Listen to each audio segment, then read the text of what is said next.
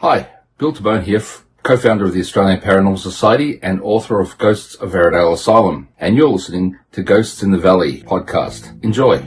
Ghosts, spirits, demons, poltergeist, UFOs, aliens, Bigfoot, Dogman, Mothman, cryptids, Yeti, Wendigo, the Fae, doppelgangers, psychics, mediums, witches, pagan, Reiki, spiritualism, seances, past life, life after death, black-eyed kids, white-eyed kids, Ouija boards, exorcists, smudging, sage, incense, paint blue, curses, 411, abductions, confers, werewolf. Ghost in the Valley podcast.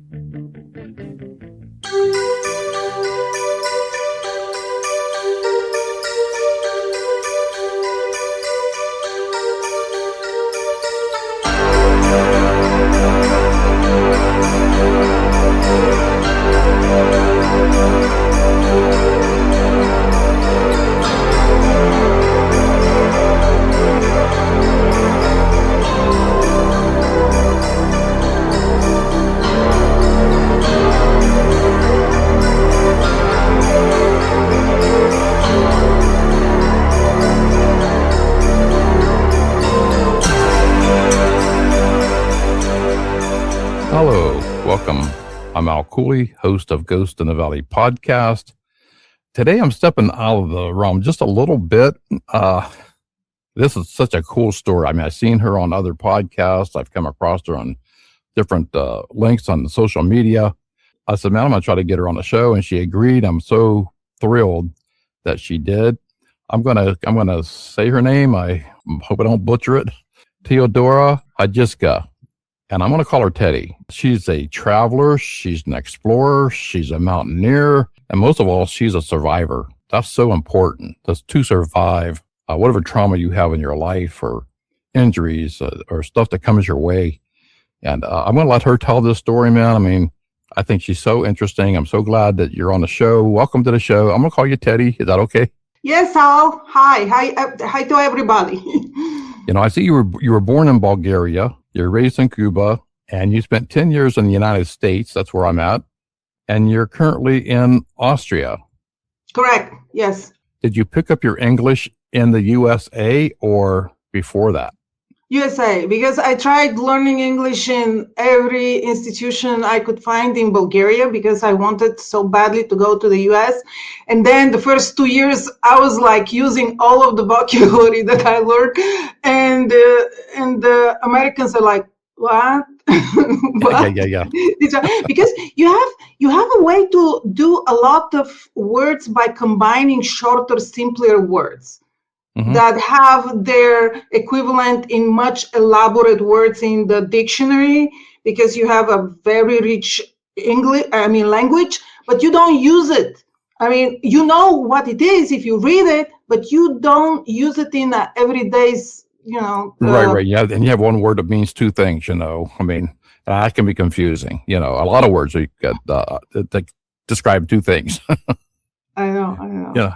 The English. So basically, I know Bulgarian, my mother tongue, and then the Spanish is engraved in my brain forever because this is what the first memories are from there.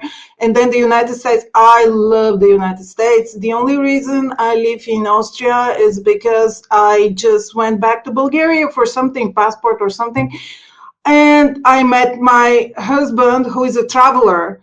And because I cannot do it on my own, it's like, we didn't marry, actually. That was the person who was with me, the back of the truck that we almost died. Oh, so he's with you from day. Yeah, we're going to get into that too. Yeah, that's such an like interesting every story I start about my life, and in general, when I speak to people, up to the third sentence, I'm back to the Dyatlov Pass. That's so weird. I mean, it's like I always end up with the Dyatlov Pass. I mean, you're out there exploring, going down different paths to find something. I know what you're looking for. You're like I always had questions. Why do hikers or explorers do what they do? You're gonna risk going up on a mountain I'll tell you right away, because in the civilization, all the problems psychologically, everything is so complicated. It's like 1 minute you're happy, the next minute you're annoyed, you want to kill this person, then you love this person. And in the mountain, it's so simple. You just need to get from point A to point B. To outrun the bear, I mean, not to meet the bear because you cannot outrun it, to have enough water, not to get lost, not to die from hypothermia, and that's all that makes you happy. Simple things. In the mountain, everything is so simple and so beautiful. The only thing that can spoil the mountain is other people. That's why I prefer to go where there are no crowds, there are not groups, there are not permits. I mean, in the States, it's a different story if we speak about permits. The permit system in the States is a very good one because you have made the mountains national parks, and you actually regulate with the permits how many people are going to camp in certain spots. So that's a good thing. That actually helps avoid the crowd, and you need the permits and all the lotteries about the permits. And I love this system. While in India, for example, it's all about who gets paid and who. So there is I mean, it started as a good idea for the Himalayas because people just, the tourists, the white tourists get lost and they die there and there are no resources to find them and blah, blah. But right now it's all very corrupted because it's they give the licenses to guides that only they control that, and they give you permits where to go. They don't clean. They don't care at all. They just want the groups to go under their control. And then if you just go to the next quebrada, which is the next ravine into the mountain, which is like the next wrinkle of the mountain, there is no permit needed. But so this is how we go there, and this is how I do. The only condition that I have to go in the mountains, so there are no other people there. So don't ask me about if my dream is about Everest. No. Places where it's so commercialized, everything. It's not that I don't love it. It's just too many people. I go to the mountain to avoid people. So why go there where everybody goes? And also, this is very important. I don't work. I don't have kids. I don't have family. I don't have pets. I don't even have flowers. So I can go whenever I want to. All right. Free spirit. I like that. Yeah. Man, I read your thing here about and what happened to you in 2012 on July 14th. Take us into this horrific accident you were involved with in the years of, the reconstructive surgery and everything you went through. Well, no one wants to take risks, or everybody knows that going into the mountain is dangerous stuff. But because I don't climb with ropes, I don't do anything that speeds. Even I don't even ride a bicycle. I'm so afraid of speed, not because something had happened to me before that accident, but just because maybe it's a control freak thing that I need to be in control of the tank. And when you are speeding up, you're out of control. That's why I'm afraid of flying, and I fly all the time, but I'm afraid of flying. And this is something to do about not having the control over the airplane. So going to the mountain, you don't expect anything bad to happen if you don't do dangerous stuff. At some point, I started going to volcanoes. I fell in love with volcanoes because those are not very tall. I mean, the active ones. And I don't climb down the craters, and I don't go to be exposed to the lava and the spewing and so on. And they're kind of in very beautiful places, the Philippines, the Indonesia. Indonesia became my favorite country. So on my second, third expedition there, and we go to volcanoes, not like Borneo or the beautiful ones. The beautiful ones we see from far away, but we go into those that are no one wants to go there, and there are so many. So we went to Karangatam, and that's on a very small island, Siao. No one goes there, so no tourists, no transportation, no logistics, no restaurants, no nothing. So we went. It was an active volcano. It was spewing some the ash and smoke. So we saw it from wherever. It was a jungle. There are no trails. And then on the way back to the what do you call it? To the port, not port. The ship we had to The get dock, on. yeah, the shipping Harbor. dock. Harbor, yeah, okay. Yeah, we just hitchhiked. We started pleading to a driver of a truck that was full with bricks and irons and construction materials like sand to take us to the harbor because there was no buses or anything. And we're going to miss our ship. And he said, I don't have any place to put you because in the cabin we're already 3 people. So we went in the back of the truck and we were like having so this is what I meant when you don't think you're taking any risk, like going on the back of a truck with your backpacks is all fun, right? Right. The wind is in your hair and you're okay. Nothing doesn't seem to be dangerous. But the brake gave up, so it was a runaway truck with iron and construction materials, and it was down a volcano. So all it's alive. This truck had never seen actually even road, paved road. It's always up and down, up and down. So he was going down, and later someone told us because I lost consciousness, so I couldn't talk to the driver or anybody who was in the vehicle after the incident. I was unconscious because I had subdural hematoma, so the blood was actually bleeding in my brain. And but after that, they explained to us that because there are no ramps for runaway trucks like they usually do on freeways and places where it's more civilized. So they teach the drivers, if the brakes stop working, to just jump out of the truck. But he couldn't jump because he had us in the back. Mm-hmm. And because we felt that the truck is out of control, and I started holding with my both hands to the rail. And if I saw the driver jumping out of the truck, I would be like, all right. I was on the side of the void. So I was, even if I attempted to jump, that's not an easy thing to jump from a truck when you don't expect it, because at the moment you realize you're gonna die, in a moment, you're already with 80 kilometers per hour. So this like no control. The truck could not take the turns in 4 wheels. He was already on 2 wheels, and the driver just smashed, and it was a quick thinking. He smashed the truck into the face of the mountain so we don't fall in the abyss, in the void. Yeah, so he smashed he smashed it bad. I mean, it was like all was destroyed. And they flew from the cabin, from the front shield, but they didn't die. They called the ambulance. He actually called his employer, and the employer called the ambulance and then paid for our transportation. There was a doctor with me, and so I was, the only thing I remember, the last thing was like, okay, we're dying now. It was fun. The next thing that I'm vomiting because of I had concussion. And you're flat, and that has something to do with the Dyatlov Pass, because later on I didn't know anything about Dyatlov, nothing. That name I didn't know, I haven't heard it before.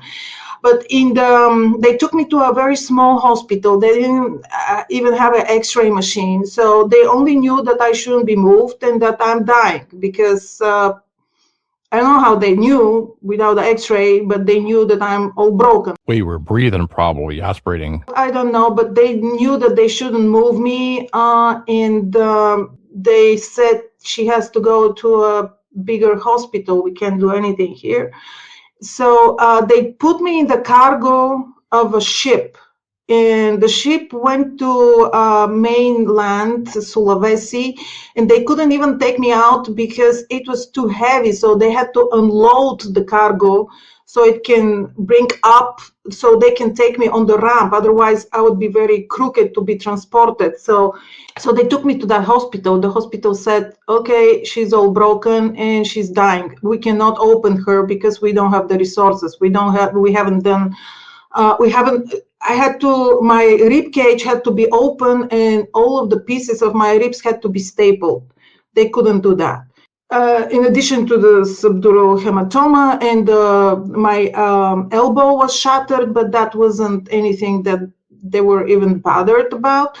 So they just watched me for 5 days, because this is the critical for flail chest. You actually drown in your own blood in the 4th or 5th day. And I had a very young girl next to me. Her name was Indri, and we were sharing the thing that measures in your finger the oxygen in the blood. I don't know what's called. So we were sharing that, and she had her accident one day before me, and she was on her phone listening to music. She had some head trauma, but I thought she's better than me. And one night she just started coughing, and they just fill you with all the pills so you don't sneeze and cough when your rib cage is broken. They give you medicine so you don't cough, because it hurts and it can dislodge some of the edges of the sharp bones. They can pierce your organs, so you're not supposed to. And it hurts like hell if you sneeze or cough. So she started coughing very badly at 3 a.m. I remember, and I started calling her, and she died. So the next day they were just looking at me and asked me if I want a priest. And I got very angry then, because I wasn't ready to die. This is how when you have you heard how the movie Touching the Void, the guy whose rope was cut off. They were I think Cordillera Blanca. I went to that place where it happened. So the incident is the precedent when two climbers were roped, and then one of them broke his leg, and then he hung from a crevice, and the other one was waiting for any signs of life, and then he cut his rope. And the one that was hanging on the rope, he fell into the crevice, into the ice, and he was with broken legs and everything. And when he came around, he thought, okay, so now I'm going to pull the rope and they're gonna bring me out. And then he saw that the rope fell down and it was cut. And he was so pissed off, so pissed off. And I knew, and then, I mean, before I watched this movie, I just remember that detail. And I felt the same way. But when you're so pissed off, that means you have the energy to actually fight for your life. Fight for your life, right? So that's like being a survivor, man. Yeah. When you get angry, this is when you have the... And this is what that's not my only incident. Well, that was the near-death incident. So what happened is that I didn't die. And then after 2-3 weeks, they said she should be evacuated to even better place. I mean, back to Europe, but I didn't have the money. So we gathered only money to Kuala Lumpur, and then they watched me some more. And at the end, when I didn't die from the flail chest and the lung injury and everything, they said, well, let's operate on your arm. And since then, I have been in and out, 7 surgeries to make elbow on my left hand. So that's why I have so much surgeries. It's just for the arm. They never open the rib cage. And every time when someone sees me, to this day, the x-rays, they just stand up and ask me for permission to show my x-rays on lectures to show how it can heal. I mean, I'm not healed, I'm all broken, but just the edges, they have calluses of the bones that are just everywhere in my rib cage. And it's just up to the muscles to keep opening the rib cage when I'm inhaling. So I didn't much change my life, my hiking routine, other than I swear a lot now, because when I still carry a very heavy backpack, but I'm in a very bad mood. I curse on every step, but I still go. Well, I just seen those pictures you sent me, right? And I'm like, just like construction screws in your elbow and plate. And you said you could like a bionic woman with you could see the metal out of your elbow. And so let's just tell you when I heard for the first time the word Dyatlov. It was in Serdang hospital, and someone said, "Are you coming from Dyatlov Pass?" I was under morphine then. I mean, I had a lot of morphine, and I had morphine because they operated on my elbow for the first time, and it was, I mean, the first surgery. And it was so bad. I mean, so bad. Maybe because I was in a thoracic wing or something. So actually, they couldn't do. And elbow is one of the joints that are very hard to operate on, almost like an ankle, like a knee or an ankle. And actually, from time to time, I go for a consultation in Vegas. I paid like $400 to consult if there are any new ways, methods to help my elbow to open, because even after all the reconstructions, after 7 surgeries, it still doesn't have the motion range. I mean, I can't fully open it. They told me, well, how many operations did you had? 7. And did you feel any better? And I said, no. And the clinic that I went to, they had a big sign, we only do elbows, no knees. so Well, that's good. They specialize in that. States, sometimes they make a joke, well, this is only for the left elbow, not for the right elbow. You have to go someplace. I mean, it's very unique thing. It's very strange. Even after the reconstruction, even after they replace it or something like that, then the brain can employ some mechanism to prevent you from actually having full range of motion. It's weird. They said, "Are you coming from Dyatlov?" I had morphine in me, and I just remember the name. Or actually, I asked my friend what were they asking me about, and he said, "Yeah, that's a real thing. You should check it out." So this is how I first heard about Dyatlov, and about the photos that you said. Well, my first operation was with some parts that are supposedly done for this purpose. But then I start rotting. I mean, I had the, what do you call it? Necrosis. So my bones started necroting from the inside. So I had horrific pain. I smelled like fish, and there were all kinds of insects. I was attracting insects as if my lymph was dying, and I was starting to have a decomposition. That's exactly what was happening. So I went to Vienna, and they wanted to replace my joint with metal. I said no way, and I went back to Bulgaria.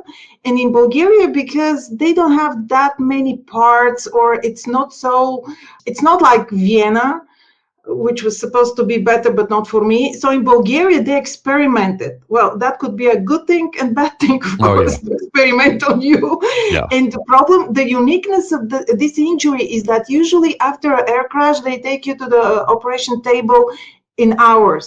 I was praying not to die I was cursing not to die for 3 weeks. They operated my elbow after I didn't die from flail chest. And I have to tell you, if we're on the topic, I have to tell you about my subdural hematoma in my brain. I started seeing things. I started seeing zombies. Wow. I had part of the brain was filled with blood and didn't interpret the data that was coming from my eyes. So the next areas were taking over, and they were making stuff. Like, instead of seeing a black space in front of you, or somewhere on the left was in my case, instead of gray, black, whatever, like, okay, I don't see what's there, my brain actually painted something there, like a third eye, or another arm coming out from your back, or something like that. And I was in a thoracic wing where there were people coming from accidents, and they were really broken. But then I saw people that were their relatives and coming to visit, that they were also twisted. Like, I mean, really you see a face like Picasso, or you see an arm that's coming from your scapula, or like the leg is actually turned the other way around, and those are not patients, those are visitors. But that happens only when they're on a certain distance from you. And I didn't have any pain then, but I was seeing all these things. And at some point I started asking, what's happening? Why are everybody so broken and twisted? So they took me to examine me, and they said, well, we have to drill your skull to relieve the pressure of the blood that's filling your brain if that doesn't improve. So I was scheduled to do that, but I didn't come to that. I mean, the blood went away on its own. It was really bad for a week. I was surrounded by zombies. And then after that, I saw a 3-legged chair. And I was like so startled again. I looked at my friend, and he said, it has 3 legs, it's 3 legs. Oh, yeah. You don't know what you're looking at, So after I went to Bulgaria, they started doing my elbow. They experimented with screws and parts from like a bicycle. Looked like drywall screws to me, Yeah, exactly. But those, they actually kept inside. And the fancy ones that I paid dearly in Kuala Lumpur, they start sticking out from my skin. And in Vienna, where I live now, I went and showed them the shiny metal part they put in Kuala Lumpur. It was sticking out of my skin. Because I didn't have an appointment, I was telling at the reception, because I had bandage over that. And I said, I have a problem. They said, oh, what's your name? What's your health insurance? Blah, blah, blah. So they were asking a lot of questions. And then I unwrapped this to show them what's my problem. And then they just said, who put that there? So I said, well, I don't know, you have to take it out. And they couldn't bother with my name. Like right now you try to pronounce my name, and they're like, and they called me Robocop. So Robocop to come here. So they took it out. They expected that this I actually did pretty good then, didn't I? Right. Yeah, you did good. But they didn't try. They were too startled to try. So they took out all the metal that was sticking out and didn't need to be there. They told me that I should put some fat on my elbow. I mean, how do you put fat on your elbow? You start with your stomach, your butt. By the time it gets to your elbow, you're gonna be like Michelin. Right. Yeah. So that's how I heard Dyatlov Pass for the first time. They asked me if I'm coming from there, meaning that my chest was all broken. And then, so how it all started, I wanted to learn, what is this, who are these people, how they died, and my life was circling the drain, right? I was like dying, and then suddenly I saw the light of the tunnel. It turns out that how to say, everything that I lost, like couldn't go to the mountain for a very long time. I lost, so a lot of things changed in my life. I stopped working. I didn't care about family anymore. I didn't care about nothing. And it turned out that my drain that was my life was circling around is actually the rabbit hole of the Dyatlov Pass. Ever since that time, this incident, 13 years. How do you say that? Dyatlov? Is that how you say that? It's okay. Dyatlov. Dyatlov, because the leader of this group is Igor Dyatlov. We're going to stop at this point and continue next week with Teddy's amazing story on the Dyatlov Pass. She's done a lot of research. She's been there. We'll have her theories on how these hikers died on that snow blustery evening in 1959, because a lot of theories are out there on how these hikers were tragically died. Was it an avalanche, abominable snowman, UFO? So many stories, so many theories. We're going to get Teddy's opinions, her thoughts. So please come back next week with part 2 of my conversation with Teodora Hadjiyska. I'm your host, Cooley, host of Ghost in the Valley podcast.